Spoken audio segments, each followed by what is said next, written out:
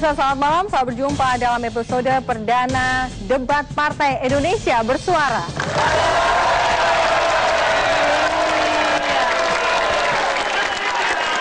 Pemirsa, dua tokoh bangsa ini memiliki karakter yang sangat kuat, pendukungnya juga sampai mengakar. Dan yang paling penting adalah jasa mereka terhadap negara ini juga banyak sekali. Namun entah karena gengsi atau memang ideologi yang bertolak belakang, kedua tokoh bangsa ini kerap kali berseberangan. Termasuk juga partai politik pendukung mereka yang bisa dikatakan tidak pernah satu pendapat dalam mengatasi persoalan bangsa ini. Beda Mega, beda SBY. Itulah topik yang kita angkat pada malam hari ini.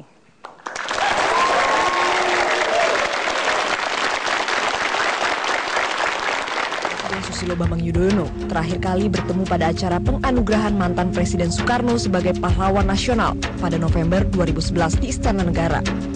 Meski berjabatan tangan, keduanya tidak tampak akrab seperti pada tamu lainnya. 5 bulan sebelumnya pada acara peringatan Hari Lahir Pancasila 1 Juni tahun yang sama, Megawati tidak menyalami SBY usai berpidato pada acara tersebut. Ia hanya menyalami mantan Presiden B.J. Habibie. Hanya pada acara yang sama tahun sebelumnya, keduanya bersalaman tapi juga terlihat kaku. Megawati pertama kali masuk istana setelah tidak lagi menjabat presiden pada 2004. Itu terjadi ketika jamuan makan malam untuk menghormati undangan Presiden Amerika Serikat Barack Obama pada 2010. Hubungan Megawati dan SBY mulai renggang pada awal tahun 2004. Saat itu, SBY yang menjabat Menteri Koordinator Bidang Politik dan Keamanan merasa dikucilkan dari kabinet. Pasalnya, beberapa kebijakan yang terkait dengan bidangnya, SBY tidak ikut dilibatkan. Ini diduga kuat terkait dengan beberapa hasil survei yang membuat SBY lebih unggul daripada Megawati jika Pilpres digelar. Curhat SBY itu ditanggapi Taufik Kemas yang berujung pada pengunduran diri SBY dari Kabinet Gotong Royong pada Juli 2004. Namun, pamor SBY kemudian meningkat dan mengalahkan Mega pada pemilu Juli 2004. Dan benar saja, Megawati memilih tidak menghadiri pelantikan presiden terpilih pada Oktober 2004. Meski pada saat itu, ia adalah presiden yang digantikan SBY. Begitu juga ketika SBY untuk kedua kalinya kembali dilantik 5 tahun kemudian, lagi-lagi setelah mengalahkan Megawati. Dan ketegangan itu berlanjut hingga kini.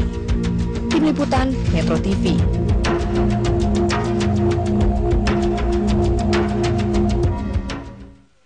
Ya, beda Mega dan beda SBY, mana yang menurut Anda lebih pro pada rakyat dan mana yang berada di garda paling depan yang menyatakan tidak pada korupsi? Saya akan perkenalkan ke-6 politisi pada malam hari ini yang akan membela partai politik dan tokohnya masing-masing. Saya mulai dari PDIP. Dulu ada Eva Sundari, ada Hasto Kristianto, dan ada Arya Bima. Selamat malam Bapak-Bapak dan Ibu. Dan dari kubu Partai Demokrat ada Iksan Mojo, Aksanova Sasi, dan Ramadan Pohan. Selamat malam Bapak-Bapak. Ya, aturan debat pada malam hari ini adalah ke-6 politisi akan beradu argumentasi membela tokoh dan partainya masing-masing karena kebijakannya bisa dikatakan cukup bertolak belakang, kerap kali seperti itu. Yang pertama dan yang kedua adalah suara mahasiswa melalui polling akan menentukan mana partai yang bisa atau lebih mereka percaya. Dan yang ketiga adalah juri akan menganalisa jalannya debat pada malam hari ini. Dan kami undang pengawat politik Marbawi Akaton sebagai juri pada malam hari ini. Mas Marbawi, selamat malam. Apa kabar? Silakan duduk, dan sebelum kita mulai debat pada malam hari ini, saya ingin dengarkan yel-yel terlebih dahulu. Saya mulai dari Partai Demokrat, silakan. Partai Demokrat berbakti untuk Ibu Pertiwi. Demokrat! Demokrat! Demokrat! SBY 2014 nomor 7! Nomor 7! Nomor 7! Baik. Silakan. PDI Perjuangan. Satu padu untuk menang. Untuk menang. Berjuanglah untuk menang. Nomor 4 pasti menang. PDI Perjuangan menang. Merdeka! Merdeka! Merdeka! Merdeka! Yes! Baik, terima kasih. Langsung kita mulai debat pada malam hari ini. Kita akan menampilkan 3 isu pertama dan isu Pertama kita tampilkan adalah masalah energi dan ketahanan pangan. Apa beda Bu Mega dan Pak SBY terkait hal ini? Kita bicara soal kebijakan mereka atas BBM. Ibu Mega 3 kali menaikkan harga BBM dan belum pernah sekalipun menurunkan harga BBM. Dan bagaimana dengan SBY? Ya, SBY 3 kali menaikkan harga BBM selama kurun waktu 2004-2009, lalu kemudian 3 kali pula menurunkan harga BBM ini. Saya mulai dari PDIP terlebih dahulu. Katanya pro pada wong cilik, tidak pernah menurunkan harga BBM. Harus dilihat bahwa perbandingan tidak bisa apple to apple dalam pengertian Ibu Mega menjadi presiden 3 tahun, kemudian Pak SBY menjadi akan 10 tahun. Sehingga dalam konteks seperti ini kita harus melihat ada situasi fiskal yang sangat berbeda. Ibu Megawati saat itu mewarisi suatu krisis ekonomi yang sangat dalam, dan kemudian misalnya dari aspek perpajakan saja di situ zaman Pak Harto hanya 50 triliun, kemudian zaman Ibu Mega akhirnya bisa ada intensifikasi sehingga menjadi 244 triliun. Tapi kemudian tidak ada opsi, mengingat kita tergantung begitu besar pada IMF, sehingga kemudian salah satu yang dilakukan pilihan yang sangat dan sangat pahit saat itu adalah terpaksa menaikkan BBM. Ini sebagai suatu pilihan untuk membuat suatu konsolidasi fiskal.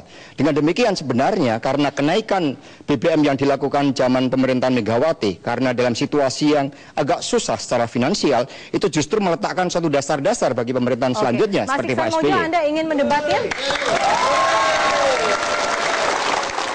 Jadi yang pertama yang ingin saya tanggapi adalah masalah ketergantungan fiskal. Jadi pada saat itu kalau kita put the record straight, Ibu Mega menaikkan BBM itu sebanyak 2 kali dan menyesuaikan dalam tanda kutip dalam arti menaikkan 9 kali. Jadi rekornya Ibu Mega sebenarnya 11-0.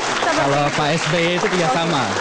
Nah, dalam konteks ini yang harus diperhatikan memang kondisi fiskal menyesuaikan adanya kenaikan, tapi jangan lupa juga pada saat itu ada satu mekanisme yang diterapkan oleh Ibu Mega sebagai kenaikan otomatis setiap bulan, yang kali ini pada zaman SBY justru tidak, karena memang kita tetap terpaku pada undang-undang yang mengharuskan bahwa rakyat berhak atas BBM bersubsidi. Jadi intinya 11 kali kata Demokrat.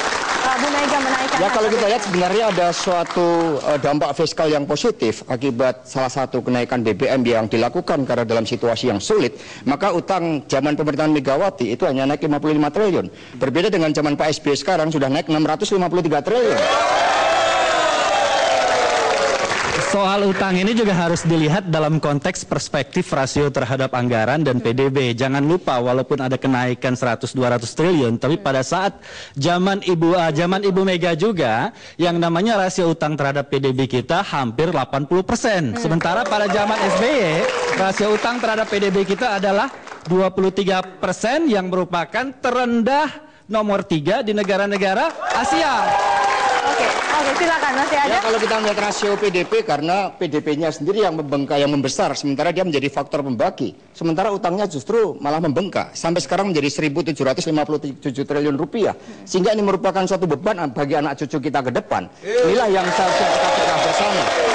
Ini perlu dikoreksi. Yang pertama jumlahnya 1.900. Tapi jangan lupa bahwa utang dari 1.900 itu 60%-nya diciptakan antara tahun 1998 sampai dengan tahun 2004. Dengan kata lain, utang ini lebih banyak diciptakan oleh rezim IMF dan rezim Ibu Megawati sendiri. Oke. Baiklah, jadi itu bukan karena salah SBY. Masih ada lagi. Bagaimana Pak Hasto? Bagaimana dengan fakta bahwa Ibu Mega tidak pernah menurunkan harga BBM, sementara Demokrat melalui Pak SBY sudah pernah menurunkan harga BBM 3 kali lagi. Penurunan BBM zaman Pak SBY karena memang harga minyak dunia mengalami penurunan karena krisis internasional saat itu, dan juga ada politik citra yang dikedepankan. Sementara bagi Ibu Mega adalah untuk meletakkan suatu fondasi fiskal. Politik citra katanya. Pak Aksanul, politik citra katanya. Ya, sebenarnya kalau kita bicara mengenai BBM ini adalah tanggung jawab bersama. Dan apa yang terjadi terhadap BBM kita sekarang, itu perannya adalah subsidi kita, dan juga termasuk gas juga yang ada. Pada saat itu bagaimana kebijakan Ibu Mega terhadap gas ini. Gas ini pada saat kebijakan Ibu Mega dijual sampai 3% dengan Cina. Sementara mestinya $3 dengan Cina. Ya. Semestinya harga gas itu adalah 15% dari harga minyak dunia. PDIP, silakan. Ini harus harus direspon sama teman-teman. Jadi semuanya serba dijual di zaman Iya, Ibu Mega. semua Silakan, Mbak Eva, Pak Arya Bima. Kebijakan penjualan kepada tangguh harus diingat pada konteks pada saat itu, di mana ketika ditawarkan kepada negara manapun tidak ada yang mau. Hanya dengan pendekatan personal Bapak TK pada saat itu untuk meyakinkan Cina. Tapi jangan lupa bahwa penjualan tangguh itu ada klausul untuk segera disesuaikan tiap 4 tahun harga tersebut. Dan itu tidak pernah terjadi dan dilakukan oleh pemerintahan SBY. Kedua, jangan lupa bahwa penjualan tangguh juga ada dilengkapi juga dengan kebijakan-kebijakan lain termasuk pembangunan Suramadu. Itu bagian dari conditionality ketika kita meminta Cina untuk masuk. Ini beda sekali dengan kebijakan ketika Exxon diberikan kepada Amerika, tidak ada conditionality apapun dari pemerintah SBY. Oke. Jadi yang pertama, ini harus dilihat. Jadi bukan dalam konteks penjualan kepada Cina atau negara lain, tapi yang harus diutamakan ada yang namanya domestic market obligation. Tapi di sini pada zaman Ibu Mega sama sekali yang namanya gas tangguh itu diprioritaskan buat negara asing. Sementara apakah yang kita dapat buat domestik tidak ada sama sekali. Baru pada zaman Pak SBY sekarang yang namanya gas tangguh sebagian yang pada pembangunan RIK nomor 3 dan nomor 4 itu dipersediakan untuk yang namanya prioritas kepada DMO dalam hari ini untuk domestic market, terutama untuk PLN, pengadaan gas untuk PLN sehingga kita bisa lebih mencukupi dan harga harga listrik tidak perlu untuk terlalu disubsidi. Oke, baiklah. Singkat saja. Sebenarnya kalau kita melihat dengan cermat, kita sama-sama punya keprihatinan bahwa bangsa ini tidak berdaulat dalam bidang energi. Kalau kita lihat dengan cermat sebenarnya, ada suatu persoalan bahwa saat itu kita menawarkan kepada PLN untuk menggunakan gas. Tetapi saat itu harga energi paling murah adalah minyak bumi. Sehingga PLN lebih memilih kemudian minyak bumi. Dan justru ketika harga minyak bumi mulai naik, yang menjadi pertanyaan kami, ini harus dijawab teman-teman Demokrat, mengapa Blok Cepu dengan kandungan minyak yang begitu besar, lebih dari 6 juta barrel, dan kemudian potensi gasnya lebih dari 2 miliar triliun kubik feet, justru diberikan kepada ExxonMobil. Apakah ini bukan berarti sebagai suatu upeti kepada negara asing? Tidak ada jawaban? Tidak ada jawaban. Oke, singkat saja. Jadi konteks pemberian Blok Cepu ini harus dilihat juga dalam sistem skema bagi hasilnya, ya gak? Jangan lupa bahwa pada zaman Pak SBY skema bagi hasil yang diterapkan pada Blok Cepu itu adalah 70/30%. Jangan lupa, ya gak? Jadi lebih banyak yang didafaskan bagi hasilnya kepada publik Indonesia. Coba dibandingkan dengan blok-blok yang lain, pembagian SKU migas yang lain yang diadakan pada zaman Bu Mega. Zamannya Bu Mega yang namanya Indonesia, negara dapat berapa? Di bawah 20%, di bawah 15%. Semakin menarik pada malam hari nanti kita akan kembali dengan menganalisa bagaimana kebijakan politik dan ketahanan pangan masing-masing pada saat zaman Ibu Megawati dan zaman Pak SBY. Indonesia Bersuara segera kembali.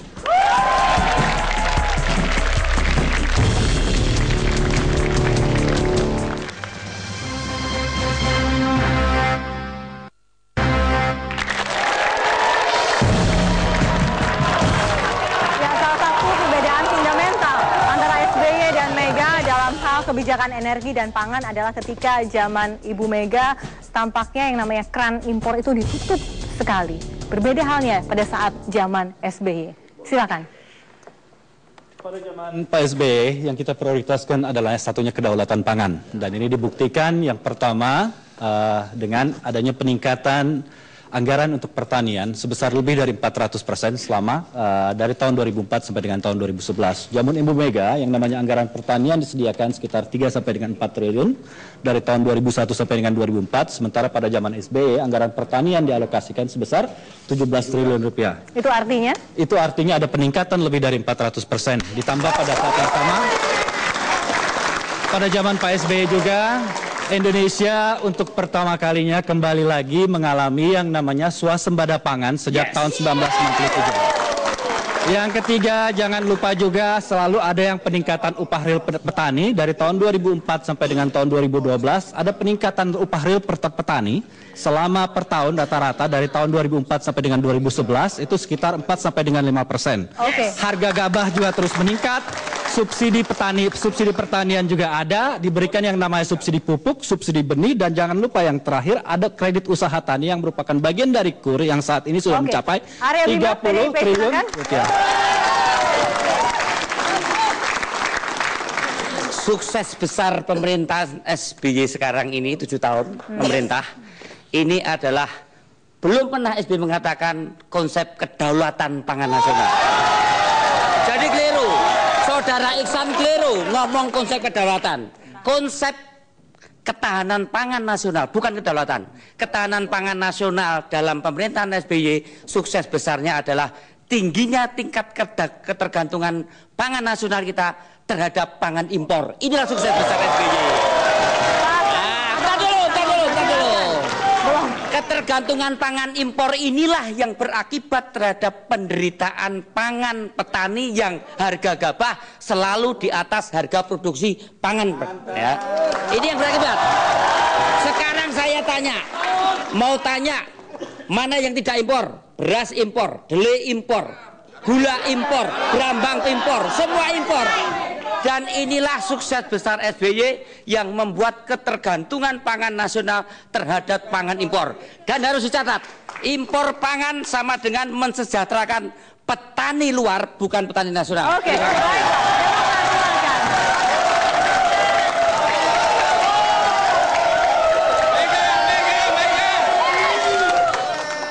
Jadi yang pertama harus dicatat bahwa swasembada pangan itu bukan berarti kedaulatan pangan pernah disebut SBY, tidak pernah.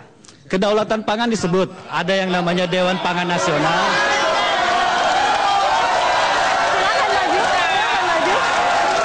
SBY menyebut ketahanan pangan nasional. PDI Perjuangan Megawati menyebut kedaulatan pangan nasional. Kita mencukupi pangan kita dari pangan kita sendiri.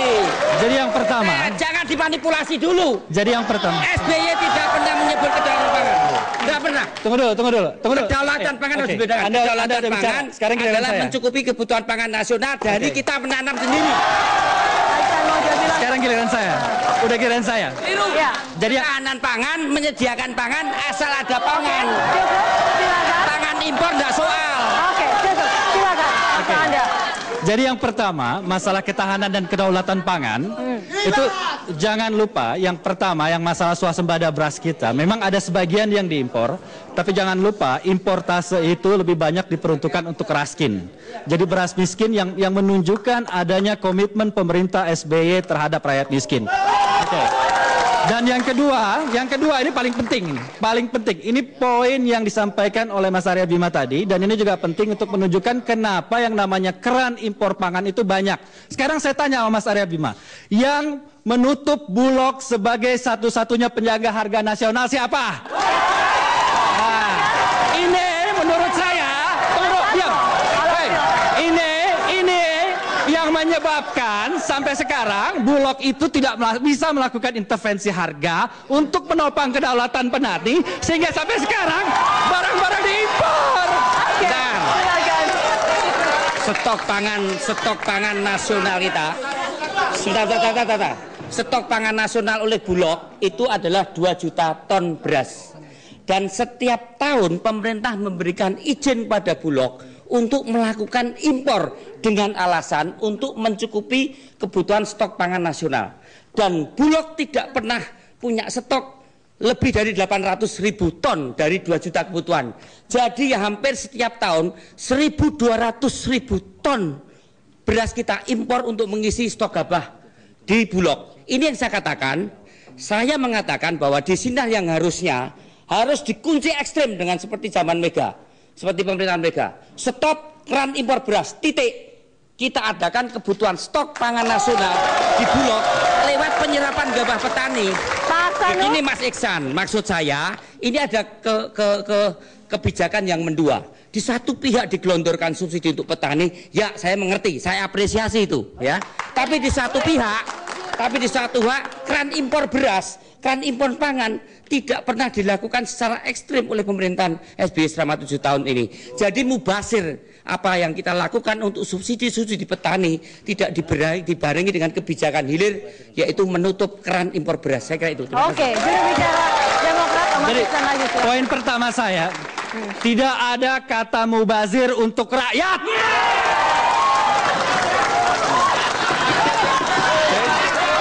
Bahwa peruntukan subsidi raskin, kalau perlu negara impor.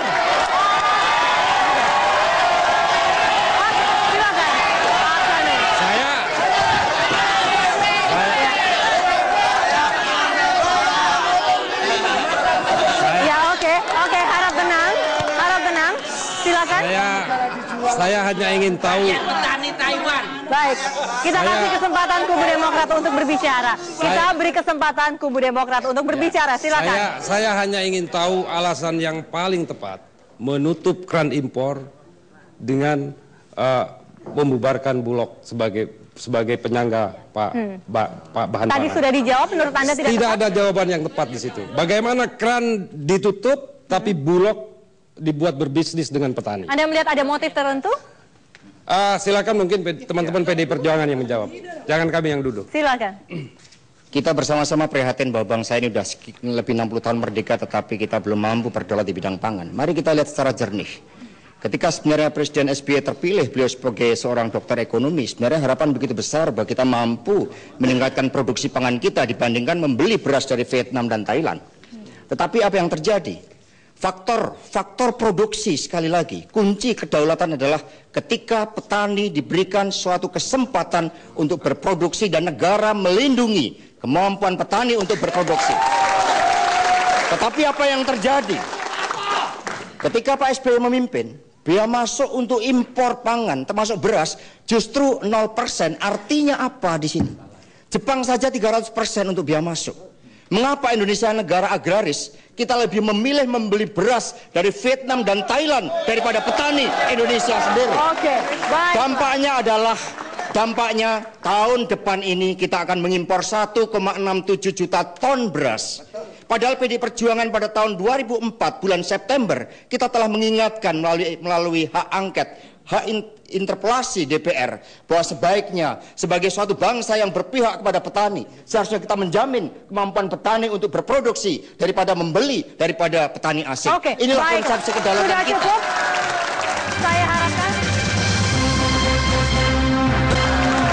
Saya harapkan para pemirsa di rumah dan juga khususnya mahasiswa pada sudah jelas sekali seperti apa debat untuk masalah kebijakan ketahanan pangan dan juga kebijakan energi pada malam hari ini.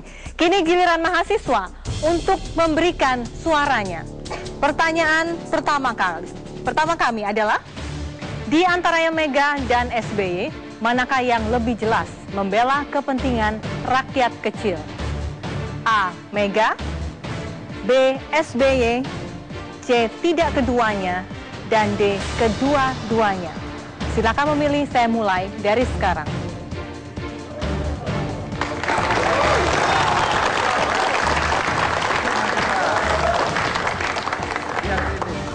Baik, cukup. Dan hasilnya adalah di antara Mega dan SBY, manakah yang lebih jelas membela kepentingan rakyat kecil? Yang menyatakan SBY sebanyak 36%, yang menyatakan Mega sebanyak 23%, menyatakan tidak kedua-duanya, dan kedua-duanya membela kepentingan rakyat sebesar 21%. Kita ke polling berikutnya. Di antara SBY dan Mega, manakah yang lebih sering mengambil kebijakan impor pangan? A. SBY, B. Mega, C. Keduanya sering, dan D. Keduanya tidak sering. Silakan mulai memilih. Dan hasilnya adalah SBY 50%, Mega 21%, keduanya sering 21%, dan kedua-duanya tidak sering 8%. Itu adalah dua pernyataan atau jawaban dari para mahasiswa setelah kemudian mengamati debat masalah ketahanan pangan dan juga kebijakan mengenai energi. Kami akan kembali untuk mengupas soal bagaimana komitmen mereka terhadap pemberantasan korupsi.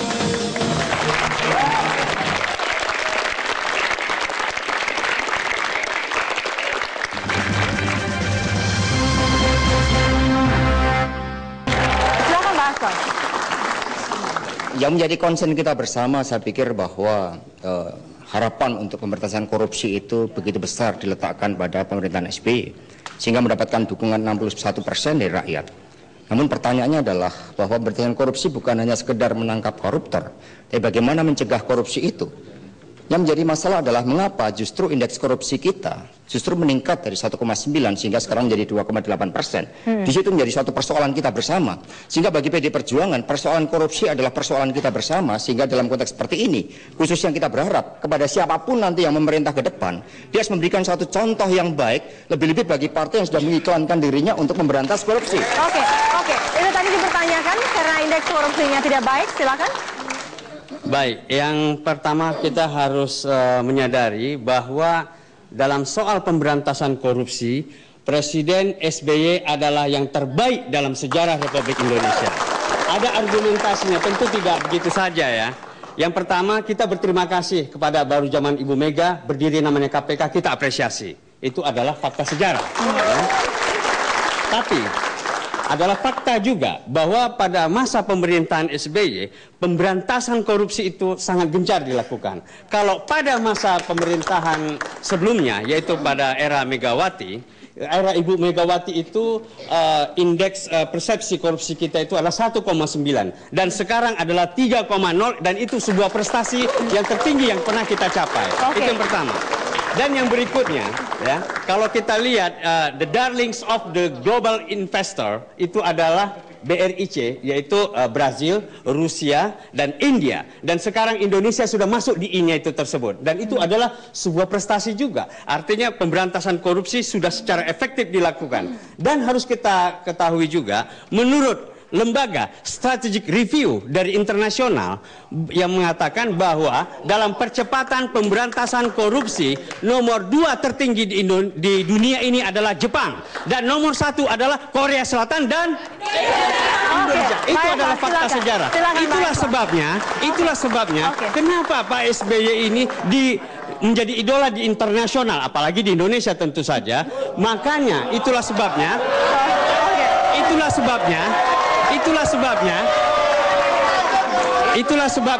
menurut majalah Time, majalah internasional, majalah Time pada tahun 2009 maka Bapak SBY itu masuk dari 100 tokoh yang berpengaruh di dunia.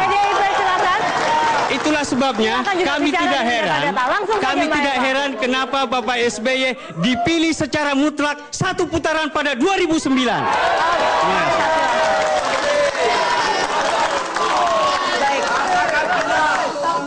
Ya, sebagai negara yang berdaulat, maka yang berhak menilai adalah rakyat. Kemudian yang berikutnya yang saya ingin katakan, mari kita analisis indeks korupsi sebagai indikator performance atau kinerja di dalam pemberantasan korupsi. Dalam 2,5 tahun, percepatan indeks korupsi kenaikannya paling cepat adalah di zaman Bu Mega. Begitu masuk 2004, menurun perlahan-lahan, lalu stagnan, baru kemudian naik. Jadi artinya apa? Bahwa efektivitas pemberantasan korupsi zaman Bu Mega yang dalam waktu 2,5 tahun itu mengalami percepatan kenaikan indeks korupsi yang paling drastis. Oke, silakan.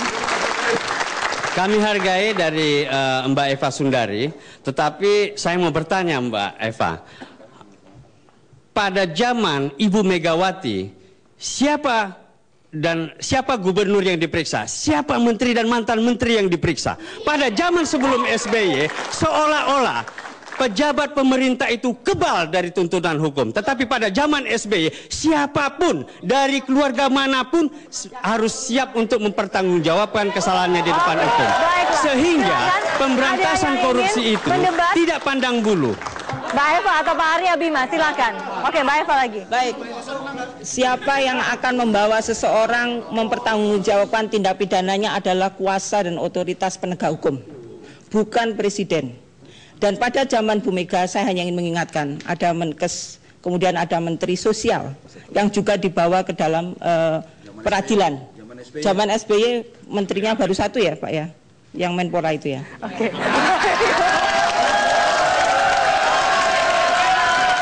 ketika terjadi hal yang sama kepada PDI Perjuangan, entah kenapa karena elit partainya itu akan diperiksa, maka jajaran elit partai dari PDI Perjuangan melakukan perlindungan sehingga KPK tidak berani melakukan tindakan pemeriksaan.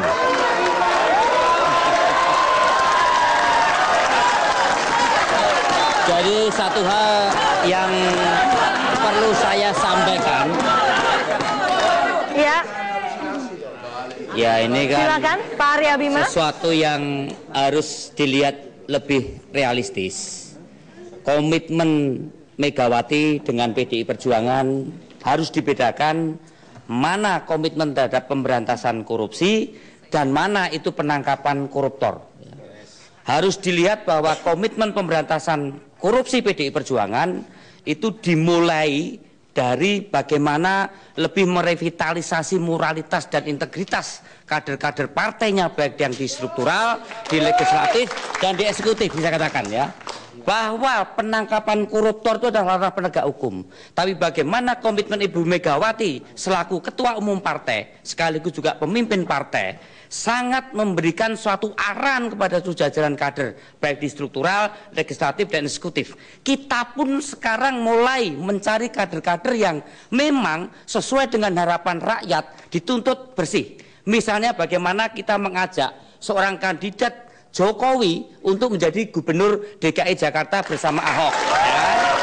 Ini adalah komitmen PDI Perjuangan, Ibu Megawati. Kita tidak menafikan. Kita tidak menafikan bahwa ada sebagian kader PDI Perjuangan yang terlibat hal-hal yang menyangkut korupsi. Dan itu terus kita lihat sebagai suatu keinginan rakyat partai supaya memperbarui cerita partai lewat kader-kader yang ditampilkan di dalam jabatan-jabatan publik. Termasuk bagaimana kita mengajak Teten Mas Duki sebagai ketua ICW, senior ICW yang sangat komit terhadap korupsi, kita ajak ya. Ini adalah bagaimana PDI ingin memperbaiki dan merevitalisasi, melakukan kritik otokritik terhadap siklus kepemimpinan di tubuh partai. Silakan. Saya ingin mengatakan bahwa Partai Demokrat itu sangat konsisten dalam pemberantasan korupsi dan penegakan hukum. Ketua Umum kami, Anas Urbaningrum, 2 kali dipanggil oleh KPK untuk diperiksa. Beliau datang dan memberikan penjelasan, memberikan keterangan sesuai yang ditanyakan oleh penyidik. Tetapi alangkah masgulnya saya, komitmen Ketua Umum Partai PDI Perjuangan seperti yang dikatakan oleh Mas Arya Bima tadi, kenapa tidak tercermin ketika KPK memanggil Ibu Megawati ke KPK tetapi tidak datang? Oke. Kenapa tidak datang? Silakan menjawab, Nah, Pak Arya Bima. Kenapa tidak datang? Ini apakah saya tidak melihat ini adalah contoh terbaik yang bisa dilakukan oleh orang nomor 1 partai terhadap kadernya? Ya, sehingga mereka menjawab. Yang ada pada ketika itu adalah elit-elit partai dari PDI Perjuangan melakukan pembentengan untuk tidak dilakukan pemeriksaan, dan pada saat itu massa pun dikerahkan. Bukan itu cara penegakan hukum di Republik ini. Oke, silakan menjawab mengapa Ibu Mega memutuskan tidak datang pada saat dipanggil KPK. Saya ingin menjelaskan bahwa pemanggilan Bu Mega sebagai saksi meringankan itu sudah diatur dalam KUHAP, dan itu boleh datang boleh enggak, dan itu bisa diwakilkan. Jadi taat hukumnya di situ. Tapi mohon diingat, zaman pengadilan Kuda Tuli, Bu Mega lepas tangan sebagai presiden, silahkan penegakan hukum walaupun hasilnya pahit sekalipun. Oke. Tapi begini Mbak Eva, ya, sebagai ketua umum partai politik yang besar di tanah air dan beliau adalah negarawan, seyogianya memang memberikan contoh terbaik kepada PDI Perjuangan dan kepada rakyat Indonesia gitu. Ketika hukum memanggil untuk melakukan pemeriksaan, Bu Mega bisa menyampaikan keterangan yang untuk meringankan. Itu adalah panggilan hukum. Ini adalah pendidikan politik dan pendidikan hukum yang sangat baik untuk warga negara Republik Indonesia. Masih ada lagi? Silakan singkat saja. Bagi kami korupsi adalah korupsi, dan itu adalah penyakit yang harus kita berantas bersama. Menjadi suatu persoalan adalah ketika hukum ditegakkan secara tebang pilih. Mari kita lihat, kita umpamakan penegakan hukum itu antara asap dan api. Kita tidak menutup kemungkinan bahwa pernah terjadi persoalan di internal PDI Perjuangan terhadap kasus Bulog, terhadap kasus cek pelawat di situ. Terhadap kasus cek pelawat, kita sampai sekarang belum tahu, pengadilan belum bisa membuktikan dana itu berasal dari mana, tetapi kita melihat mereka yang diindikasikan, kemudian menerima, kemudian itu sudah mengalami suatu proses hukum. Berbeda dengan persoalan-persoalan yang seperti Hambalang. Kita melihat apinya sangat jelas di situ, kemudian justru yang menjadi pusat dari korupsi itu tidak ada suatu tindakan sama sekali. Sehingga disitulah yang menjadi suatu persoalan bagi kita. Nah, dalam konteks seperti ini, marilah kita lihat sekali lagi bahwa korupsi adalah akar yang membuat bangsa ini tidak bisa berdikari di bidang ekonomi. Sehingga menjadi komitmen siapapun, termasuk sekali lagi bagi partai politik yang dulu menjanjikan dan mengatakan tidak pada korupsi, punya tanggung jawab moral yang sama dengan kita semuanya. Saya pikir cukup. Ya, sedikit dari Pak Hasto tadi benar. Kita sepakat bahwa korupsi itu adalah musuh bersama kita dan harus kita berantas. Itulah sebabnya kenapa pada era Ibu Megawati, kemiskinan itu 16,7% karena korupsi itu tadi. Dan kenapa pada masa pemerintahan SBY tingkat korupsi sudah turun menjadi 10,5%.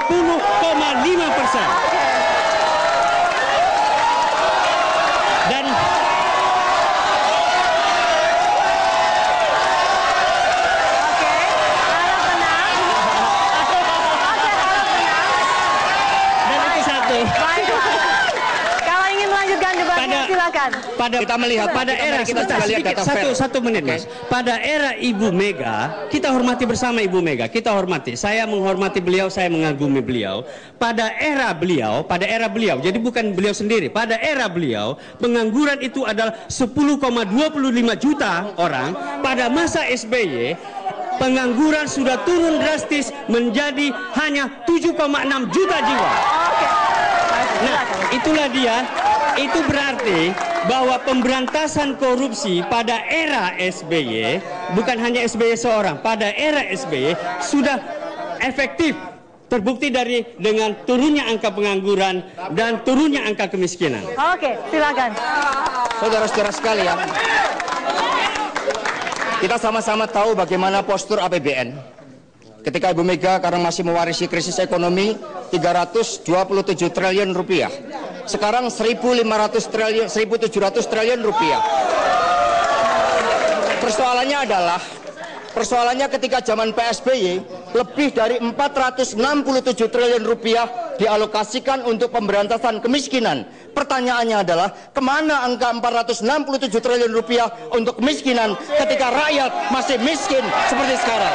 Oke, baiklah. Sebelum sudah cukup perdebatan dan adu argumentasi masalah siapakah yang lebih berkomitmen untuk memberantas korupsi di negeri ini, tinggal giliran mahasiswa untuk menyuarakan pendapatnya, manakah yang Anda lebih percaya? Pertanyaan kami adalah, di antara SBY dan Megawati, manakah yang lebih komit dalam pemberantasan korupsi? A. SBY, B. Mega, C. Tidak keduanya, dan D. Keduanya komit. Silakan mulai memilih, dan saya mulai dari sekarang.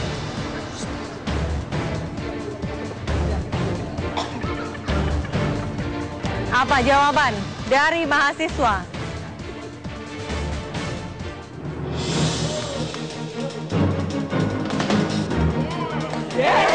Iya, 44% atau yang menduduki ranking pertama. Ternyata mahasiswa lebih melihat SBY, lebih komit dalam pemberantasan korupsi. Yang kedua, tidak keduanya di angka 30%. Selanjutnya keduanya komit 16% dan Ibu Mega mendapatkan angka 11% untuk komitmennya dalam melakukan pemberantasan korupsi. Kami akan segera kembali untuk membahas bagaimana cara mereka melakukan komunikasi politik. Tetaplah bersama kami di Debat Partai Indonesia Bersuara.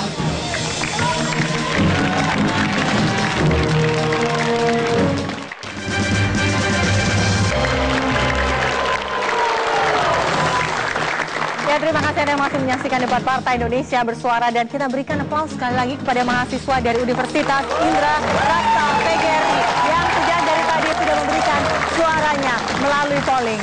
Pada segmen ini kita akan bicara soal bagaimana cara kedua tokoh bangsa ini melakukan komunikasi politik. Kita memiliki beberapa cuplikan mereka pada saat pidato mengenai sejumlah hal. Kita saksikan tayangannya. Apa yang terjadi pada hari ini, maka Saudara Andi Malarangen sesuai dengan yang disampaikan kepada saya akan berkonsentrasi kepada tugas dan kewajibannya untuk menghadapi permasalahan hukum. Ada satu persepsi, satu kerja, satu gotong royong, satu musyawarah untuk mufakat membangun bangsa ini. Saya kira kalau model Solo dilakukan oleh kalian satu demi satu, satu demi satu, satu demi satu, dan itu bergabung menjadi satu untuk semua, Republik ini rasanya kok nggak kacau balau ya. Ya, itulah tadi cuplikan dari kedua tokoh bangsa yang berbicara mengenai beberapa peristiwa yang terjadi dan juga isu yang terjadi di negeri ini. Mungkin sebelum saya ke debat, saya ingin Mas Marbawi dulu untuk bicara mengenai Anda melihat karakter dan gaya komunikasi politik antara Ibu Mega dan SBY. Saya pikir isu dulu tadi. Oke. Ini kan soal komunikasi politik, saya kira relatif kalau kita lihat itu tidak terlalu jauh perbedaannya. Karena memang dua tokoh kita ini berasal dari kultur politik Jawani sebenarnya. Jadi komunikasi politiknya cenderung datar. Itu cirinya itu cenderung datar, kurang ekspresif. Begitu ya, lalu mencoba untuk tidak terlalu menyerang, biasanya seperti itu. Tapi kalau dari sekilas gambar tadi, iya. Ibu Mega lebih ekspresif memang. Tapi kalau kita lihat shot-shot sebelumnya, itu hampir sama pada dasarnya. Karena faktanya seperti itu. Oke, baik, terima kasih. Saya ke PDIP terlebih dahulu. Saya ingin masing-masing memberikan penilaian terhadap tokoh lawannya. Begitu, silakan Pak Arya Bima memberikan penilaian cara komunikasi SBY. Awal-awalnya memang menarik orang mendengar cara yang sangat-sangat dijaga, baik dari posisi tubuh sampai pada posisi semua hal diatur supaya lebih marketable. Awalnya memang banyak orang ingin mendengarkan SBY melakukan komunikasi verbal di dalam pidato-pidato maupun di dalam pertemuan-pertemuan yang sering kita dengar lewat media elektronik di TV. Namun karena komunikasi verbal ini bukan lebih pada bagaimana menyangkut komunikasi itu kan sebenarnya komunikasi verbal itu kan akibat kemampuan seorang pemimpin, bukan kemampuan berbicara tapi kemampuan mendengarkan. Nah, saya melihat kemampuan mendengarkannya SBY ini saya anggap kurang karena SBY termasuk tipe pemimpin yang lebih suka melakukan atau suka berbicara. Oke. Lama-lama kelamaan komunikasi verbal SBY menjadi membosankan dan cenderung seperti dibuat-buat, yang mana akhirnya pada saat dirubah seperti kemarin sewaktu naik di meja di tempat pelelangan ikan, perubahan yang begitu mendadak ini menjadi seolah-olah SBY bertingkah yang lucu gitu. Ini. Okay. Nah, komunikasi itu memang penting, tapi yang lebih penting adalah bagaimana keberhasilan seorang pemimpin dalam hal mendengarkan. Okay. Karena komunikasi verbal lebih tepat tidak dinilai pencitraan kalau itu akibat merespon dari dinamika persoalan yang ada di masyarakat. Dan Mega melakukan ini lewat komunikasi verbal yang mana itu adalah keyakinan dan fakta yang ada.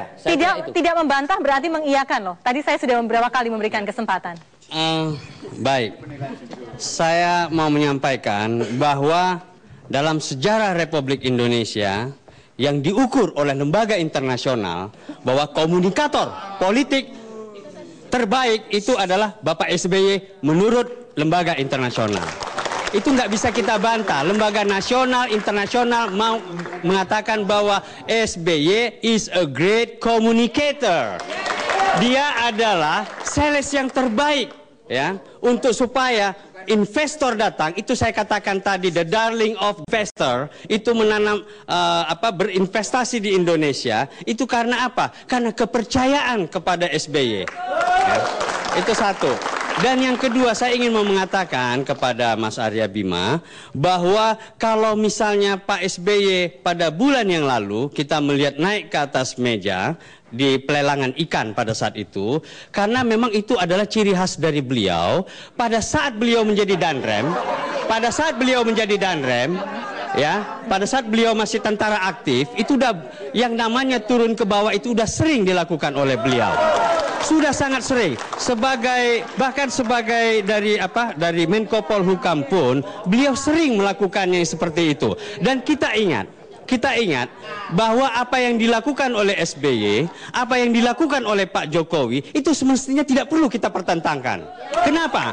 Karena memang seharusnya pemimpin harus turun ke bawah, berdialog langsung dengan masyarakat sehingga mengetahui persoalan-persoalan yang real di masyarakat. Oke, Pak Hasto. Dengan demikian, dengan mengetahui persoalan real di masyarakat, maka di sana bisa dilakukan langkah-langkah solusi untuk kepentingan rakyat juga. Jadi tidak perlu kita pertentangkan. Saya hanya ingin mengatakan bahwa yang dikatakan oleh Mas Arya itu bukan pada Januari 2013 saja. Jauh-jauh sebelumnya sudah dilakukan. 2003 sudah dilakukan. 2004 sudah dilakukan. 2008 sudah dilakukan.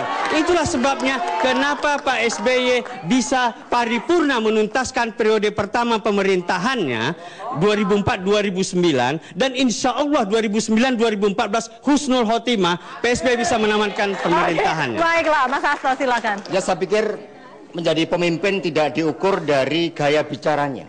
Apa artinya gaya pemimpin yang santun tapi kemiskinan struktural masih terjadi di Indonesia? Yang diperlukan bagi rakyat Indonesia untuk menjadi seorang pemimpin bukan dari keterampilan atau gaya bicara yang seolah santun, tapi menjadi pemimpin bagi republik ini diukur dari satunya kata dan perbuatan. Itulah yang penting bagi kita. Kalau seorang pemimpin menyatakan berpihak kepada petani misalnya, mengapa dia memilih kebijakan impor beras dari Vietnam dan Thailand? Itu sebagai contoh. Nah, sehingga dalam konteks seperti ini, marilah kita, saudara-saudara sekalian, marilah kita melihat bahwa komunikasi yang cukup penting bagi kita adalah komunikasi apa adanya. Sebab di Republik ini lebih dari 70% rakyat Indonesia baru lulus SMP. Sehingga lebih baik kita bicara apa adanya di tengah rakyat. Kalau harga kebutuhan pokok mahal, katakanlah itu mahal. Kalau terjadi kerusuhan horizontal di tengah rakyat, katakanlah itu sebagai suatu kerusuhan di mana negara harus hadir membela rakyatnya yang tertindas daripada sekedar bagus tetapi tidak mengambil keputusan politik apa-apa. Oke, Partai Demokrat silakan. Jadi yang pertama, mempertegas. Itu sekali lagi, yang namanya pidato Presiden SBY disandingkan dengan pidato Presiden Obama sebagai pidato terbaik abad ini, dasarnya dalam sejarah. Itu fakta. Baru yang kedua, politik Partai Demokrat jelas, politik bersih, cerdas, dan santun. Kita tidak akan menghina orang lain, kita tidak akan menghina partai lain, kita tidak akan mengejek partai lain. Komunikasi yang kita lakukan adalah komunikasi pada tataran normatif. Sebagai kepala negara wajar. Ketika saya lihat Ibu Mega tadi memang berbicara dalam konteks partai, wajar pembicaraannya memang lebih masuk dan lebih masuk dalam arti lebih aplikatif. Itu yang pertama. Baru yang kedua juga, kalau tadi ngomong masalah kemiskinan, ditanya siapa yang lebih sesuai dengan antara kata dan perbuatan, antara pidato pro rakyat dengan tidak pro rakyat. Sekarang saya mau tanya, yang memberikan release and discharge kepada koruptor BLBI siapa? Iya nggak? Nah, sekarang saya mau tanya juga. 30 koruptor BLBI dikasih yang namanya release and discharge. Oke. Yang kedua saya mau tanya. Angka kemiskinan 17% lawan 10%, mana yang menang? Oke, silakan menjawab. Mau tidak mau kita harus kembali. Mohon maaf, harap tenang. Mau tidak mau kita harus bicara kembali ke persoalan pemberantasan korupsi dan masalah hukum. Silakan menjawab. Di dalam pembukaan Undang Dasar 45 tidak disebutkan bahwa menjadi pemimpin itu harus terampil berpidato seperti Pak SBY. Menjadi pemimpin sangat gawat kalau diukur dari keterampilan berbicara dan yang menilai adalah rakyat asing dibanding dengan rakyat Republik ini, saudara-saudara sekalian. Menjadi pemimpin di Republik ini adalah bagaimana memajukan kesejahteraan umum, bagaimana mencerdaskan kehidupan bangsa, bagaimana mengatasi persoalan kemiskinan dan pengangguran. Itulah esensi utama menjadi pemimpin, bukan dari keterampilan berpidato, saudara-saudara sekalian. Oke, tadi ada yang dipertanyakan oleh kubu Demokrat. Silakan menjawab siapa yang memberi release and discharge pada saat itu untuk para koruptor BLBM. Saya nanya, dia tahu nggak gitu loh? Kalau dia menyebut Mega, ya sangat naif dia, masa nggak tahu gitu loh? Tahu nggak dia? Siapa yang kasih? Siapa yang kasih? Periode Ibu Mega. Periode Ibu Mega. Silakan. Periode itu Budiono yang sekarang tuh wakil presidennya Itu PLBI, tapi release and discharge-nya siapa yang kasih? Dan itu dipilih wakil presiden oleh SBY. Jangan keliru. Anda mendulang air kena muka sendiri. Suruh sebutkan siapa jawabannya. Makanya tak kejar siapa. Oke. Siapa? Baik, oke. Itu Budiono. Oke, cukup. Cukup? Jangan.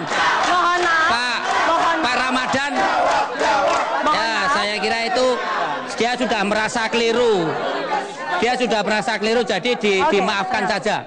Sudah merasa keliru, kita maafkan saja. Itu bukan masalah jawabkan, ini jawabannya. Itu release and discharge, diam-diam, dikeluarkan oleh Inpres, oleh Presiden sebelum SBY. Siapa?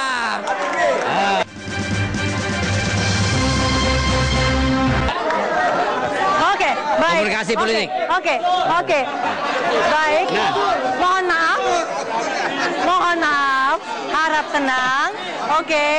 Oke, saya wasit di sini. Kita sudahi soal pemberantasan korupsi, kita kembali ke soal komunikasi politik. Ya. Sekarang komunikasi politik. Ya. Giliran Demokrat untuk menilai bagaimana cara berkomunikasi politik Ibu Mega. Ya, sebelum saya sampai ke sana, saya mau menanggapi sedikit dari Bapak Hasto tadi yang mengatakan bahwa Pak SBY itu kerja hanya dari pidato, seolah-olah demikian gitu ya. Nah, sebenarnya ada hasil-hasil konkret juga dari kerja Pak SBY. Tidak demikian lah Pak. Sebabnya. Pak SBY banyak kerja, pidatonya kita kritik tadi. Banyak kepencitraan daripada fakta kinerjanya itu loh. Betul, itulah yang ingin saya kasih penjelasan, tidak seperti itu Pak Arya Bima. Karena apa? Karena justru pada masa SBY itu tingkat kemiskinan menurun, tingkat pengangguran menurun drastis ya. Dan kemudian juga cadangan devisa pada masa masa Ibu Mega itu cadangan devisa kita ada 28 miliar dolar, dan tahu pada era SBY 100,6 miliar dolar. Nah, jadi saya mau katakan bahwa Pak SBY tidak hanya berkata-kata ataupun berretorika. Beliau sangat tidak suka berretorika, ya. Tapi beliau adalah kabinet kerja, gitu. Jadi saya dalam hal ini sudah menjawab ya keraguan dari teman kita Pak Hasto tadi. Gitu. Oke. Singkat saja bagaimana Anda menilai komunikasi politik yang dilakukan Ibu Mega? Singkat saja. Begini, bagaimanapun dalam soal komunikasi politik ya, kalau saya menilai bahwa ya kalau ya Ibu Mega dan Pak SBY sama-sama mempunyai kekuatan di dalam bersikap, yaitu santun, tenang, begitu ya, dan itu harus kita apresiasi. Tetapi di dalam langkah-langkah melakukan tindakan tegas ya, dibandingkan ketegasan pada era Ibu Megawati, ketegasan seorang presiden itu masih terasa kurang dibandingkan ketegasan pada era Presiden SBY. Jadi SBY dilihat lebih tegas daripada Ibu Mega. Saya ingin menjawab dua hal. Yang pertama masalah release and discharge. Mekanisme yang memungkinkan pada saat itu satu-satunya adalah melalui Inpres. Karena memakai mekanisme yang manapun tidak bisa menyelesaikan krisis, di mana pada saat itu Bapak Presiden pada saat itu kita menghadapi situasi krisis luar biasa, sehingga satu-satunya mekanisme hukum Inpres, dan ini sudah didukung dengan MA, Dan ketika menyoal terus-menerus bagaimana posisi status release and discharge ini, Jaksa Agung sudah bicara, Jaksa Agung itu pengacaranya pemerintah. Kita tidak bisa membuka lagi, itu sudah finish, karena sudah didukung oleh Mahkamah Agung. Jadi selesai. Oke. Yang kedua, betul. Yang kedua masalah komunikasi, problemnya saya mengadvokasi minorities right all the time. Dari Ahmadiyah, dari Syiah, kemudian dari GKI Yasmin dan seterusnya. Dan satu yang saya ingat pada tanggal 2 Juni Pak SBY bicara, negara tidak boleh kalah dari premanisme. Sampai sekarang tidak terbukti. Oke, baik. Terima kasih. Singkat saja, PDIP sudah, sekarang kesempatan terakhir Demokrat. Baik. Kalau kita katakan seperti yang ditanyakan oleh dipertanyakan oleh Mbak Eva Sundari tadi, ya, bahwa benar bahwa ada pelanggaran-pelanggaran yang terjadi dilakukan oleh aparat dan sebagainya, ya. Banyak sekali kerusuhan itu sejak zaman Pak Harto jatuh atau pada era Pak Harto juga kerusuhan juga terjadi, tetapi bagaimana cara mengendalikannya, kan begitu. Nah, kalau kita perhatikan bahwa Pak SBY kepada kepolisian juga dalam penegakan hukum kepada kejaksaan itu terus memberikan arahan. Ya, arahan terus diberikan dan untuk diimplementasikan. Kita prihatin terhadap kejadian-kejadian. Tetapi di sana kan sudah ada wali kota, ada bupati untuk tingkat 2 ya, ada tingkat 1 ada gubernur di sana untuk melaksanakannya. Jadi arahan sudah sangat jelas di sana. Yang kedua, ini komunikasi ya. Singkat saja ya. Yang kedua, pada tahun 2005, di depan Angkatan Laut, Angkatan Perang Malaysia, 10 meter dari situ, itu sudah wilayah Malaysia, dan Pak SBY dengan teropongnya melihat keadaan di lapangan. Seorang peragu tidak akan mungkin menempatkan dirinya untuk mempertahankan daerahnya 1 senti pun tidak akan dilepas. Itulah Pak SBY. Itulah komunikasi politik yang paling canggih dan tanpa harus mengorbankan amarah rakyat untuk melakukan demo dan melakukan kekerasan. Tapi Pak SBY sendiri yang melakukan. Itu kapan di belakang. tepatnya? Kapan tepatnya? Tahun 2005. Oke, baiklah. Ada yang instruksi? Silakan, Pak. Oke, baiklah. Kalau begitu, sudah cukup. Sudah cukup. Baik, sekarang waktunya kita polling biar mahasiswa yang kemudian menilai mana yang layak untuk dipercaya. Begitu. Kita bicara soal komunikasi politik untuk segmen kali ini. Di antara SBY dan Megawati, manakah yang komunikasi politiknya lebih baik? A. SBY, B. Mega, C. keduanya baik, dan D. keduanya tidak baik. Dan inilah hasilnya. Mahasiswa lebih memilih mana? Oh, ternyata angkanya hampir sama semuanya. Dan yang terbesar adanya adalah keduanya baik secara komunikasi politiknya, melegakan kedua belah pihak, PDIP dan juga Megawati. Lalu kemudian SBY, Mega sama-sama memiliki suara 24% dan keduanya tidak baik. Juga sama, suaranya 24%. Kita berikan kesempatan pengamat politik untuk berbicara. Samanya itu ada. Sama-sama lebih banyak diam ketimbang bicaranya. Itu samanya. Nah, yang agak berbeda adalah bagi Pak SBY dan saya kira banyak dari kalangan Partai Demokrat, komunikasi politik itu sesuatu yang harus diolah. Produk olahan, istilahnya statement itu jangan statement main-main bicara begitu ya, tapi diolah dulu. Mungkin dianggap oleh Mas Bima tadi sebagai pencitraan. Pada dasarnya secara teoritis itu bukan, itu sengaja diolah, manufactured statement. Dan itu biasa dalam era komunikasi politik multimedia. Tapi, ada tapinya. Komunikasi politik Pak SBY itu lebih merupakan sosialisasi politik sebenarnya. Oke. Jadi disosialisasikan. Kalau Ibu Mega bagaimana? Apa yang sudah disampaikan disosialisasikan. Nah, di pihak Bu Mega, apa yang sudah disosialisasikan itu kan tidak langsung diserang begitu, tapi lebih merupakan sindiran sehingga bukan merupakan tindakan oposan sebenarnya. Apa komunikasi politiknya bukan komunikasi politik oposan, tetapi sekedar untuk membedakan diri. Oleh karena itu titik tekan komunikasi politiknya bukan sosialisasi politik. Karena baunya lebih ideologis, dia lebih merupakan pendidikan politik, tapi terbatas untuk social base PDIP. Okay.